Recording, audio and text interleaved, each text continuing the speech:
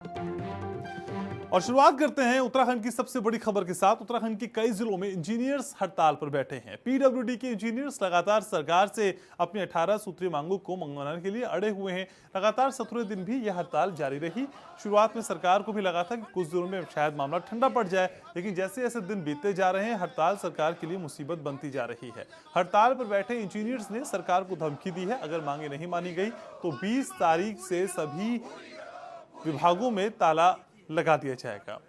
इतने पर भी नहीं मांगे मानी गई तो फिर जेल भरो आंदोलन होगा। आपको बता दें कि डिप्लोमा इंजीनियर्स पिछले 3 साल से अपनी मांगों को मनवाने के लिए आंदोलन करते रहे हैं। सरकार ने आश्वासन भी दिया, लेकिन अभी तक मांगे नहीं मानी गई। इस बार इंजीनियर्स ने आर पार की लड़ाई लड़ने की सूची है, इसलिए हड़ताल जारी है। इस सब का असर उत्तराखंड के विकास कार्यों पर भी पड़ने लगा है और सबसे ज्यादा असर पड़ेगा हरिद्वार में होने वाले अर्धकुंभ पर। सवाल यह है कि आखिर सरकार कैसे इस मुसीबत से निपटेगी। इंजीनियर्स फिलहाल अपनी मांग पर डटे हुए हैं। माननीय मुख्यमंत्री जी को प्रत्येक जिले से ज्ञापन भेजे गए थे। इस सब के बावजूद भी आज 15 दिन से हम लोग लगातार हड़ताल में हैं। पूरे शासन को पता है, हर किसी को पता है, डेली यह न्यूज जारी है। उसके बावजूद भी ये जो है हमारी मांगों पे सकारात्मक रुख सरकार का अभी तक नहीं, इसलिए हम लोग बाध्य होकर के इस हड़ताल को कर रहे हैं। डिप्लोमा इंजीनियर्स जो महासंघ है उत्तराखंड, वो अपनी 18 सूत्री को मांग को लेकर पूर्व में प्रदेश के मुख्यमंत्री जी से उनने वार्ता हुई थी, लेकिन वार्ता के बाद उस पर कोई कार्रवाई नहीं होने के कारण पुनः जो प्रदेश में आज डिप्लोमा इंजीनियर्स हड़ताल में बैठे 15 दिन है। और इस वक्त सीधे रुक करेंगे देहरादून का। मेरे सहयोगी अवनीश प्रेमी जुड़ रहे हैं मेरे साथ। अवनीश, उत्तराखंड और वहां होने वाली हड़ताल यूं तो बहुत आम है, हर दिन कोई ना कोई विभाग हड़ताल पे रहता है, लेकिन डिप्लोमा इंजीनियर्स की करें बात तो 3 साल से अपनी मांगों को लेकर डटे हुए हैं। अर्धकुंभ मुहाने पर आ गया है। आपको क्या लगता है, सरकार के पास कोई प्लानिंग, कोई टैक्टिक्स दिखाई देती है निपटने के लिए? देखिए घनश्याम जी, आपको मालूम है कि जब से उत्तराखंड बना है, हड़ताल या हम कहें आंदोलन यहाँ की नीति बन चुका है। यही कारण है कि आंदोलन पे आंदोलन उत्तराखंड के अंदर होते आए हैं। हाँ। सबसे बड़ी बात है कि अगले महीने यानी कि हम जनवरी की बात करें, पहले अर्धकुंभ का पहला स्नान यहाँ पर होना है, लेकिन अभी तक काम पूरे नहीं हुए। और उसके बाद 17 दिन से जो विभिन्न विभाग यानी कि 20 विभाग ऐसे हैं जिनके डिप्लोमा इंजीनियर हड़ताल पर है। पीडब्ल्यूडी, सिंचाई, लघु सिंचाई, पेयजल, कृषि, मंडी, तमाम डिपार्टमेंट ऐसे हैं जिनके जो कर्मचारी हैं यानी कि डिप्लोमा इंजीनियर है, ये हड़ताल पर। और सबसे बड़ी बात है कि इन्होंने साफ तौर पर कह दिया है कि अगर सरकार ने उनकी मांगे यानी सीधे तौर पर जो वेतन विसंगति है, इसके साथ साथ प्रमोशन है, उनको नहीं माना तो वो 20 तारीख से तालाबंदी करेंगे। और सबसे बड़ी बात है कि उसका सीधे तौर पर प्रदेश के विकास कार्य पर तो असर पड़ ही रहा है, लेकिन सबसे बड़ा असर अगले महीने से शुरू होने वाले हरिद्वार में अर्धकुंभ पर पड़ रहा है। अगर हम इस समय बात करें अर्धकुंभ की, तो जितने सीवरेज के काम है, जितने डीजल के काम है, जितने और डिपार्टमेंट के अलग अलग काम है, उन पर पूरा असर इसका देखने को मिल रहा है। और यही कारण है कि काफी परेशानी हरिद्वार के लोगों को इस समय हो रही है। हालांकि मुख्यमंत्री ने साफ तौर पर जो शुरुआती संकेत दिए हैं, उन्होंने यही कहा है कि फिलहाल इनकी मांगों पर कोई विचार करने की आवश्यकता सरकार तो नहीं है।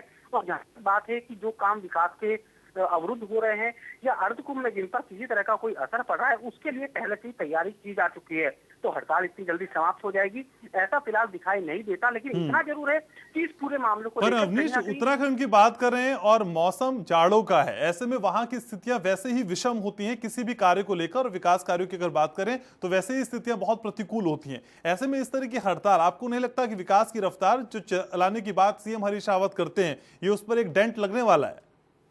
देखिए, निश्चित तौर पर सबसे बड़ी परेशानी हम कह रहे हैं कि पहाड़ के अंदर तमाम परिस्थितियां हैं। बहुत से ऐसे इलाके हैं जहां पर बर्फ पूरी तरह जम जाती है, रास्ते बंद हो जाते हैं, सड़कों का निर्माण कई जगह नहीं हुआ है, वहां पर बहुत ज्यादा परेशानी है। बहुत सी इलाके ऐसे हैं जहां पर पेयजल की किल्लत इस समय हो जाती है, पानी पूरी तरह जम जाता है, वहां पर भी इंजीनियरों की अपनी अहम भूमिका होती है। दूसरी बात अर्धकुंभ, यानी अगर हम पूरे उत्तराखंड की बात करें, जहाँ कुमाऊं है, गढ़वाल है, मैदान है, वहां पर तीनों इलाकों में इसका पूरी तरह असर देखने को मिलेगा।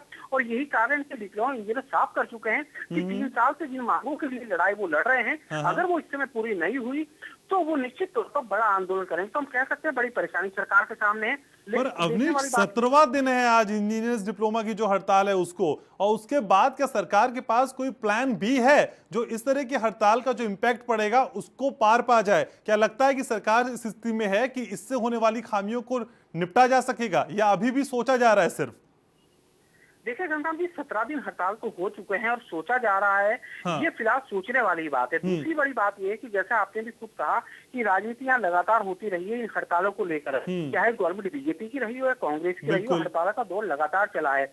और अगर हम फिलहाल की बात करें तो सरकार की कोई सकारात्मक जवाब फिलहाल दिखाई नहीं देता और यही कारण है कि आंदोलन लगातार बढ़ता हुआ दिखाई दे रहा है। सबसे बड़ी चुनौती है, सबसे बड़ा जो इस समय कहा जाए कि सरकार के सामने एक तरह से चुनौती के रूप में देखा जाए, वो अर्धकुंभ के काम है। लेकिन आंदोलन इतनी जल्दी खत्म हो जाएगा ऐसा फिलहाल दिखाई नहीं देता, क्योंकि इस समय जो तमाम आंदोलनकारी हैं वो तो उग्र रूप अपनाए हुए हैं, लेकिन उसके साथ कहीं ना कहीं विपक्ष भी जुड़ा हुआ है। बीजेपी की बात करें, चाहे हम गढ़वाल की बात करें या हम हरिद्वार की बात करें, मैदानी इलाकों की बात करें, तमाम बीजेपी के तमाम विधायक हैं, बड़े नेता हैं, वो इस आंदोलन को अपना समर्थन दे रहे हैं। उनका साफ तौर पर कहना है कि ये मांगे आज के नहीं, ये 3 साल से हैं, 3 साल से समाधान क्यों नहीं किया गया, ये अपना बड़ा सवाल है। तो हम कह सकते हैं कि आंदोलन कहीं ना कहीं बड़ा रूप लेता हुआ दिखाई दे रहा है और यही कारण है कि सरकार ने साफ तौर पर कह दिया है फिलहाल इस बारे में कोई विचार नहीं करेगी। और सबसे बड़ी बात मैं आपको ये भी बता दूं, क्योंकि उत्तराखंड के अंदर जो वित्तीय प्रबंधन है वो कहीं ना कहीं बहुत ही लाचारी स्थिति में है और सरकार बिल्कुल नहीं चाहेगी कि अगर एकाएक इन मांगों को मान लिया जाए तो एक बड़ा वित्तीय भार प्रदेश पर बढ़ेगा। दूसरी बात ये, प्रदेश के अंदर जो डिप्लोमा इंजीनियर हैं तमाम 20 डिपार्टमेंट में, उनकी संख्या भी बहुत ज्यादा नहीं है, करीब 3500 के आसपास उनकी संख्या है। तो इसके अलावा एक वैकल्पिक व्यवस्था सरकार कर सकती है। पर अवनीश, जितना भी ये गतिरोध प्रतिरोध हो रहा है, इसमें इंजीनियर्स के ये बयान भी आए कि पहले सीएम हरीश रावत उनसे मिल चुके थे, बातचीत भी की गई थी और कई बार उनको आश्वासन भी दिया गया। बातचीत के बाद आश्वासन पूरे ना होना, यानी कि एक बार बात ना होना और जब बात हो जाना तो उनको पूरा ना करना, क्या ये ठगी हो रही है प्रदेश सरकार की तरफ से इंजीनियर्स के साथ? देखिए घनश्याम, ये सिर्फ डिप्लोमा इंजीनियर की बात अगर इस समय हम ना करें, तमाम ऐसे डिपार्टमेंट है जिससे तमाम तरह की बातें की गई थी, वायदे किए गए थे और उनको एक आश्वासन दिया गया था। सचिव नहीं बल्कि मुख्यमंत्री स्तर की तमाम बातें उनसे हुई, लेकिन उनका समाधान हुआ या अब तक नहीं हुआ, ये अपने आप में एक बड़ा सवाल है। और तमाम इस तरह की चीजें हैं, सिर्फ बातचीत हुई लेकिन उसको किसी तरह का एक सकारात्मक, एक तरह से हम कह सकते हैं कि एक जवाब उनको दिया गया, लेकिन उसका कोई प्रतिफल अभी तक सामने नहीं आया। और यही कारण है कि नाराजगी है, तमाम संगठन है, चाहे हम आंदोलन की बात करें या फिर आंदोलन की बात करें, तो निश्चित तौर पर हम लोग ये कह सकते हैं कि जो आश्वासन दिया गया था वो सिर्फ आश्वासन है, आश्वासन अब तक पूरा नहीं हुआ। और यही कारण है कि 3 साल पहले जो एक आग भड़की थी उसने पूरा रूप यहाँ पर ले लिया है, जो आश्वासन दिया गया था वो पूरा नहीं हुआ। और यही कारण रहा कि 17 दिन से पूरे प्रदेश के 20 विभाग के जो कर्मचारी हैं, जो डिप्लोमा इंजीनियर हैं, वो हड़ताल पर हैं और उसका असर हम कहीं सिर्फ। पर अवनीश, आपको नहीं लगता कि उत्तराखंड का ये ट्रेंड बन गया है, जो भी सरकार आती है 3 साढ़े 3 साल तक तो समझती रहती है कौन कौन सी दिक्कतें हैं,